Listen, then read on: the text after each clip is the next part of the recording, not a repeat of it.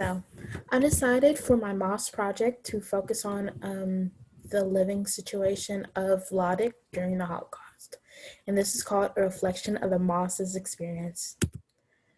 While Vladik had a very similar experience to other Jews in Auschwitz during the Holocaust, he had many advantages that aided in his survival, such as better food and better work conditions and even connections.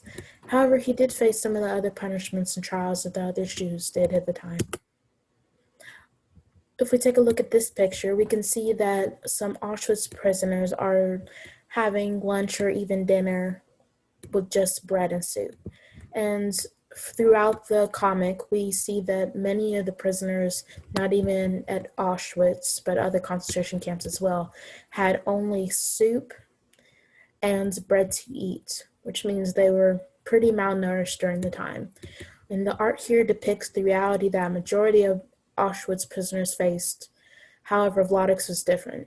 While many of them did go extremely hungry, just because the soup and bread was pretty unfulfilling, Vladik did at times eat soup and bread like the other prisoners, but he also had the opportunity to eat chocolate and other delicacies, like as you can see here down in the comic that I have graciously put in here, that he had rolls, eggs, and meat and coffee.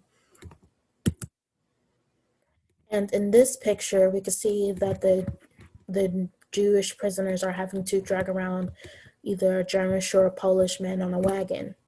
And this showcases that many of the Jews during the time had agonizing jobs that would run them ragged, where they would either drop dead or were too weak to work. And while Vladik did suffer through some tough times and some tough jobs, he mostly had the privilege to work himself through the camps with easy jobs. First, he was able to tutor one of the capos, then he was able to get with the shoemaking and even a tin man. He was able to do jobs that didn't really require the amount of physical labor that the other Jewish prisoners had to go through. While a lot of the situations that Vladik went through were really helped him get through the Holocaust, some of the situations he had were a lot more similar than what we realized, because while Vladik's manipulation and privileges helped him in certain situations, while he was able, due to the fact that he was rich in some ways, richer than the other Jews that were in the camps, and he was able to make connections with the capos because he spoke multiple languages. He had those advantages, but the picture emphasizes on the left that at the end, many of those men, even Vladik, ended up in the same spot. Many of those train cars, which Vladik was even on, were crammed to the top like they were sardines, and in the end they were left suffering for days. Everyone was left to fight for their own survival. Even Vladik he had luck on his side, and he was able to survive by eating the snow off of the train. And this picture provides emphasis on the cruel punishments that the Germans would impose on the prisoners, which was even showcased in MOS multiple times.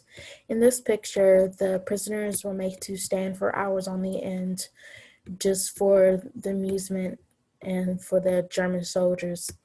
And while Vladik didn't have to stand for hours on end like the prisoners in the picture, he did have to suffer through some multiple beatings and witness other punishments similar to his, which is a similar experience to his other prison mates. He witnessed some of the hangings that were happening to show an example what would happen if you defy the German soldiers. And he even saw how if you were to even drop the soup bucket, you wouldn't be able to eat. Well, none of the prisoners would be able to eat that night. So in conclusion, Vladik had a very painful and similar experience to other Jews at Auschwitz. He experienced similar punishments that they did, such as the beatings and going starving for days on end. and some of the trials that they did, such as being packed in the train cars like sardines.